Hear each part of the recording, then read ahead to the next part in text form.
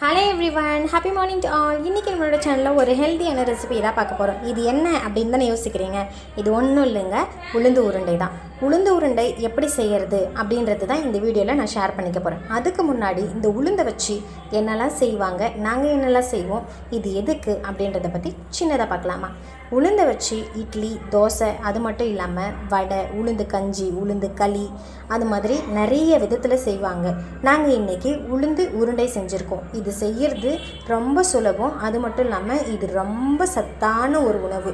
இது பெரியவங்கள்லேருந்து சின்னவங்க வரைக்கும் எல்லாருமே சாப்பிட்லாம். அவ்வளவு சத்து நிறைஞ்ச ஒரு உளுந்து உருண்டை.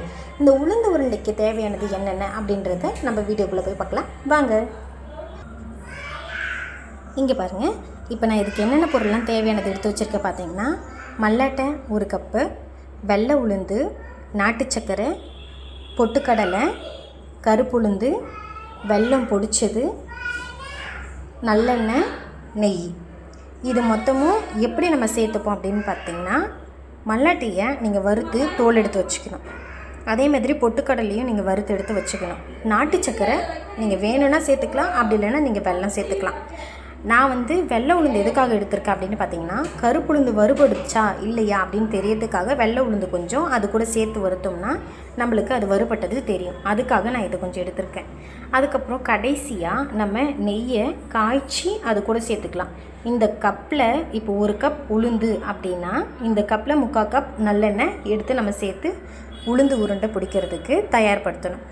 இப்போது நம்ம இது மொத்தத்தையும் வறுத்து எடுத்து அரைச்சோம்னா நம்மளுக்கு பவுடராக இப்படி தான் கிடைக்கும்.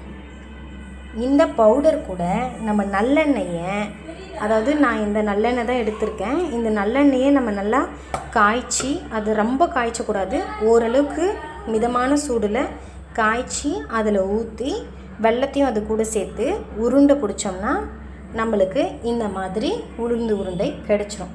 இது ரொம்ப சாஃப்டாக, சாப்பிட்றதுக்கு ரொம்ப ஸ்வீட்டாக.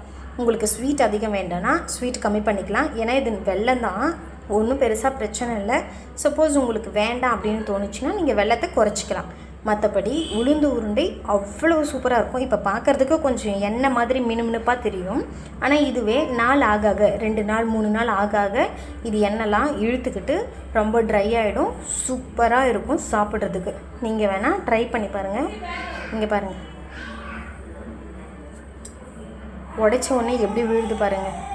இந்த உளுந்து உருண்டை பார்க்குறதுக்கு அவ்வளோ நல்லாயிருக்கும், சாப்பிட்றதுக்கும் ரொம்ப நல்லாயிருக்கும்.